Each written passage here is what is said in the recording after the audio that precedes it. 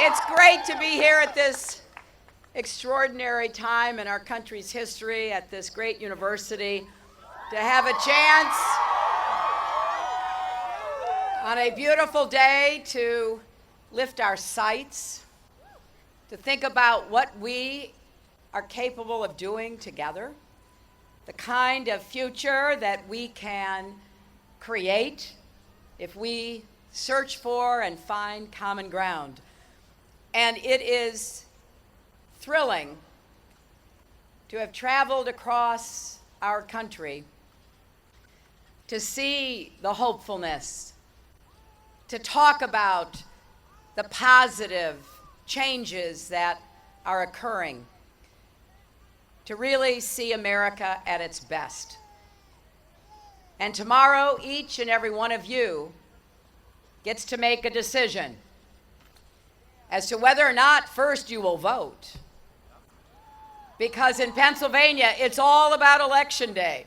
Other places around the country have been voting for weeks.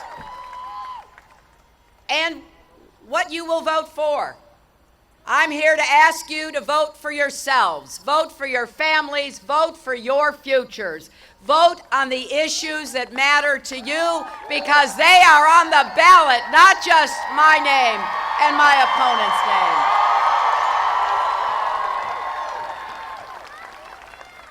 I want to thank Tom Colicchio for coming out here. He's in the middle of opening another one of his great restaurants, but he said he's got these two small kids and he just had to come and be part of lifting up this election and creating the kind of commitment that will bring a record-breaking number of Americans to vote. We are on the path to see more Americans vote than we have ever seen in our history.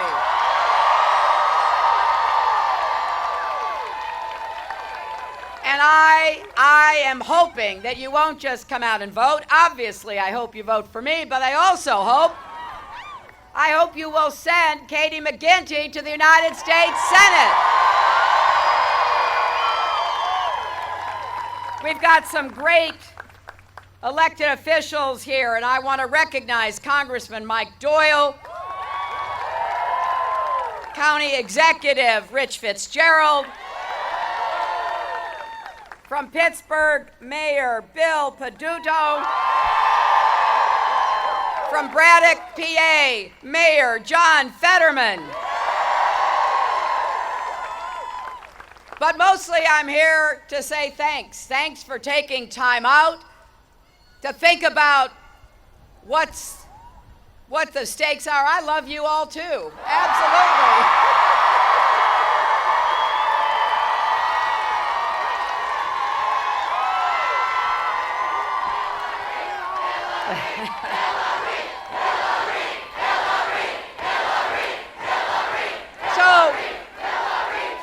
For those who are still making up your minds or thinking maybe it's not worth voting at all, let me just say the choice in this election could not be clearer. It really is between division or unity, between strong and steady leadership or a loose cannon, between an economy that works for everyone, not just those at the top, and an economy that is set up and run for those at the top. Now, I have spent my public career fighting for kids and families and standing up for our country. And if you give me the privilege of your vote tomorrow, that is what I will do every single day of my presidency.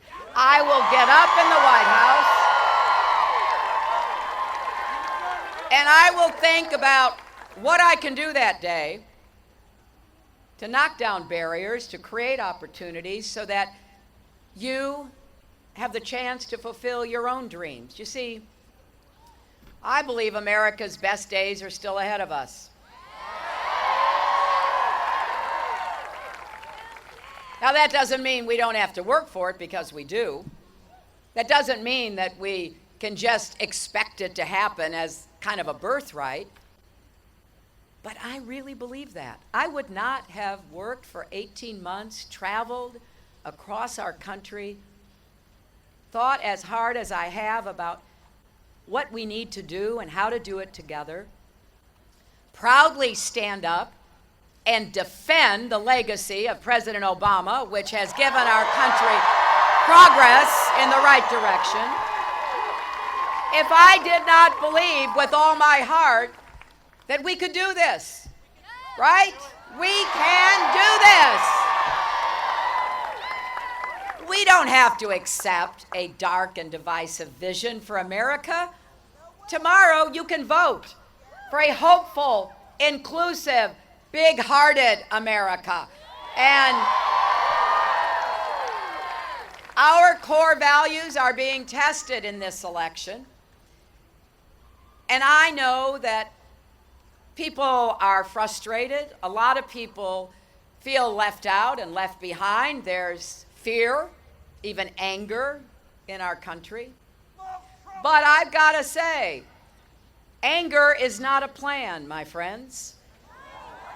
If we're going to harness our energy and try to overcome our problems, then we got to start talking to each other again. And we have to get good ideas wherever they come from. Last night, I was in Manchester, New Hampshire, and I was with Khizr Khan, whose son, Captain Khan, was killed while serving in Iraq. You might remember him from the Democratic Convention. He was not a man to be on the stage of a political convention, but when he heard my opponent say what he said about Muslims, and he looked at the flag that had been draped on his son's coffin, he felt compelled to speak out.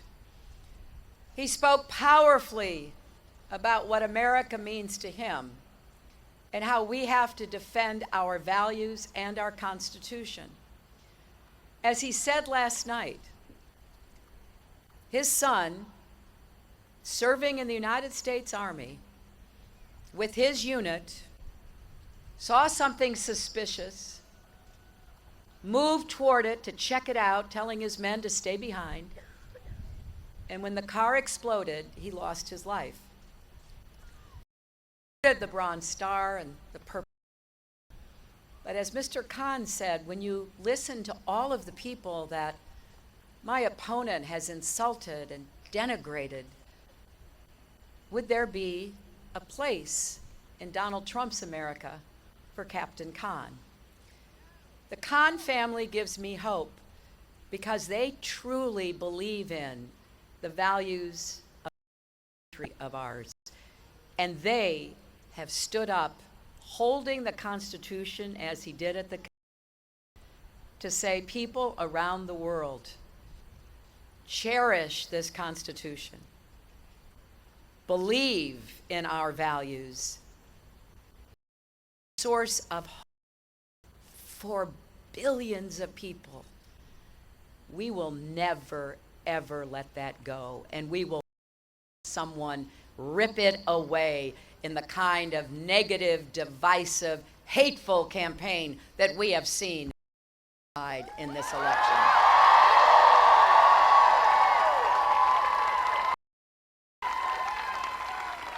Sometimes when I hear my opponents speak, I don't recognize. That doesn't mean we don't have problems and challenges. It doesn't mean that to do more to help our country get better economic opportunities. Of course we do. I believe we can. I love our country, the American people. I know what we are capable of. Throughout our history, generations of Americans have risen together to meet the tests of their time. They defended democracy, built the greatest middle class the world has ever, marched for civil rights, for workers' rights, rights for people with disabilities.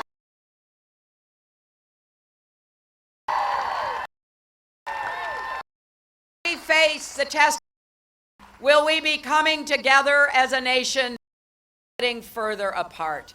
Will we set goals that all of us meet? Will we turn on each other and pit one group of Americans against another? Now, our names will be on the ballot tomorrow, but those values and you care about will be there too. What kind of country do we want? And I particularly think about this for young people. As I look at see so many other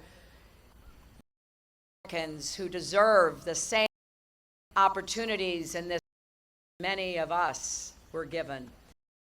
We will make sure they are available, because if you think about what it takes to have a thriving America, it comes down to a couple of keys. If you believe that America thrives when the middle class, then you have to vote. We're going to make the biggest investment in good-paying jobs since World War II. Jobs in infrastructure, small business, clean energy, advanced manufacturing. We're going to actually deliver on that, unlike my opponent who makes his products mostly over Chinese steel and aluminum. What's made by American steel workers right here in Pennsylvania. In America, and we're especially going to invest in communities that are left out. Stand up for the rising across America. Economy as I do, then the national, because nobody who works full still be in poverty. And we're going to do more to support working families with affordable child pay.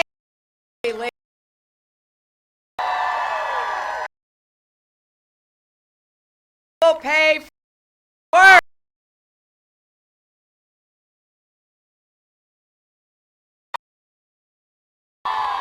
I got to tell you, this always got the biggest applause ever, because no, it's not fair. But it's also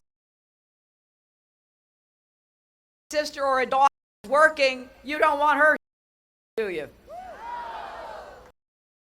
When I talk about equal pay and all these other families, my opponent says I'm playing the woman's card. Well, you know what I say? Feel me.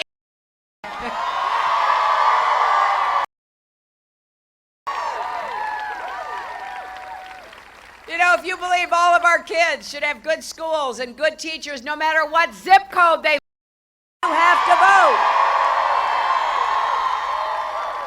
If that we can make college affordable for every young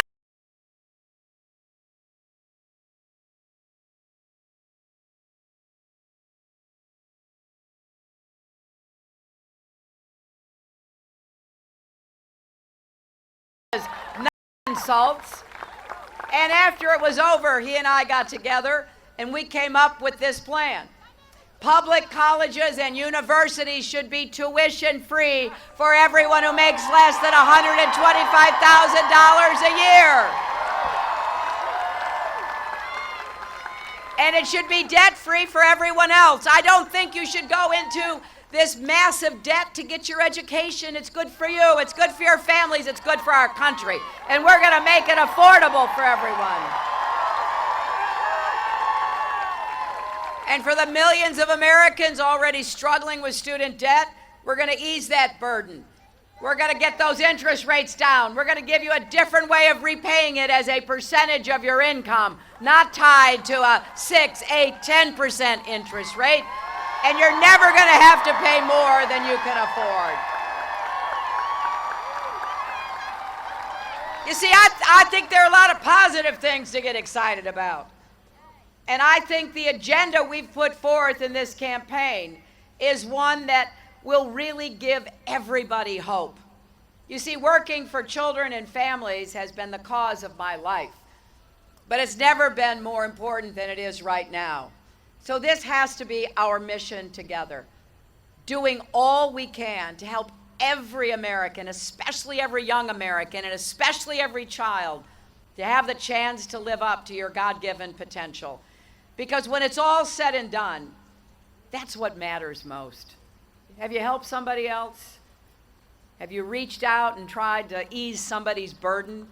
We do it individually. My mother got through a neglected, abandoned childhood because people showed her kindness. Her own parents didn't want her grandparents didn't want her, but that first grade teacher who saw she had nothing to eat brought extra food every single day to make sure my mother had something to eat.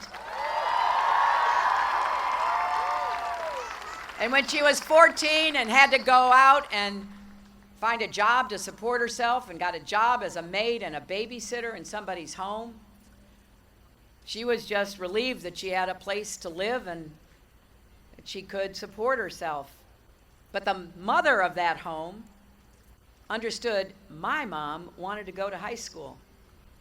So she said, Dorothy, if you get up early and you get your chores done, you can go to high school. You'll have to come right back because we'll need you, but you can do it. Now look, that sounds harsh to our ears, telling a 14-year-old, okay, you can go to high school, but you got to come right back and you have to work on both sides of it. But to my mother, it was a blessing. So when I think about what so many people have gone through to give us the opportunities that we have had, and I'm speaking for myself, my mother gave me the resilience, the grit, the get up and go. She told me everybody gets knocked down. What matters is whether you get back up.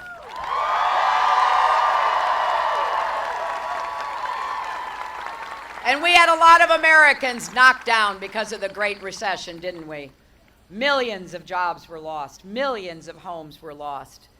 Family wealth was wiped out. Savings accounts, 401ks, everything that people had worked so hard for. Well, we've dug ourselves out of the hole. Now we've got to get up. And we've got to make sure we don't leave anybody behind. I see this man standing here with a sign, Coal Miners for Hillary, and I'll tell you, sir,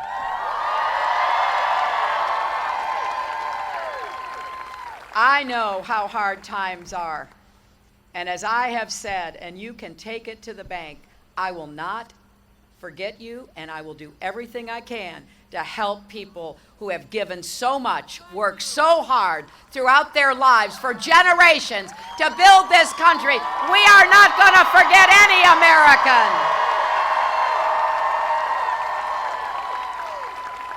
But I can't do any of this without your help tomorrow.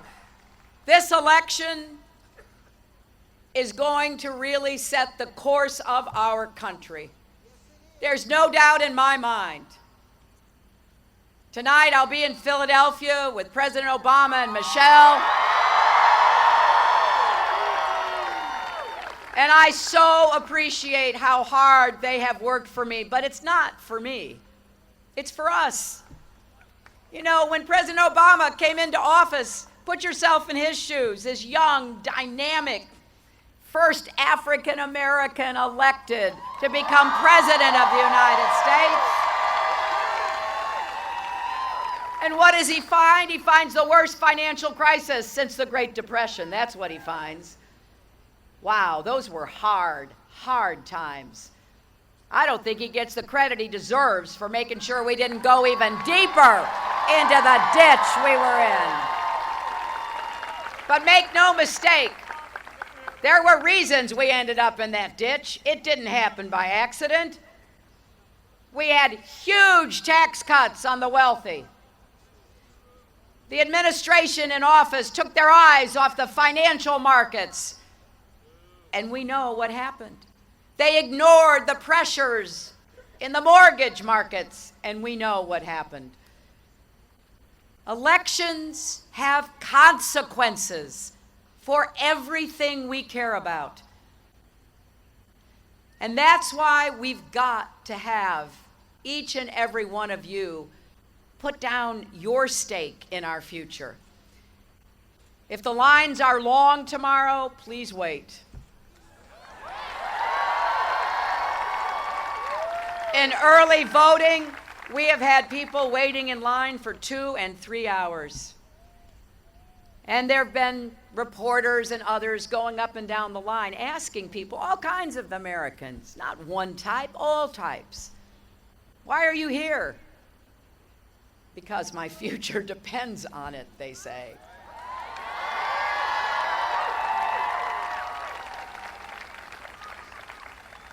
So tomorrow is the election, but that is just the beginning. We have to heal this country. We have to bring people together, listen and respect each other. Now, I know it's unusual for somebody running for president to say this. I started saying this months ago because I literally was meeting people who were scared by what they were hearing in the election. You know, I've known a lot of the Republicans who've run for president, been elected president in recent history. I didn't agree with them on everything, obviously. We had our differences. But I didn't doubt that they were fit to serve as president. This election's different. This person is temperamentally unqualified, experientially unqualified to be president and commander-in-chief. And so many people know that. So I think we do need some more love and kindness, right? We have got to rise above all of this hate-filled rhetoric, all of these insults and scapegoating and finger-pointing and insulting. I want to be the president for all Americans, not just some. I want to be the president for Democrats, Republicans, and independents. I want to be the president for those who vote for me and those who vote against me. I want to represent everybody. Because I know we have a role to play in building a better future. So it starts tomorrow. If you don't know where to vote, go to iwillvote.com. You can get all the information you need. The polls will be open from 7 a.m. to 8 p.m. We are on track, as I said, to have a huge turnout. But we can only do that if all of you make up your minds, you bring your friends, everybody you know, to make sure your voices are heard. This is a historic election, and we're going to do everything we can, not only to win, but then immediately to get to work. And I especially invite anyone who wants to volunteer for the next 24 hours, go to HillaryClinton.com, text JOIN, J-O-I-N, to 47246. Stop by one of our offices. We would love to see you.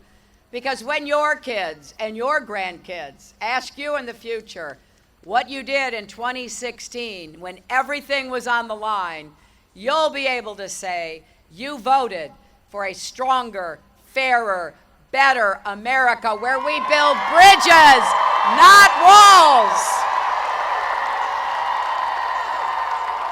And where we finally prove and for all that love trumps hate. Thank you.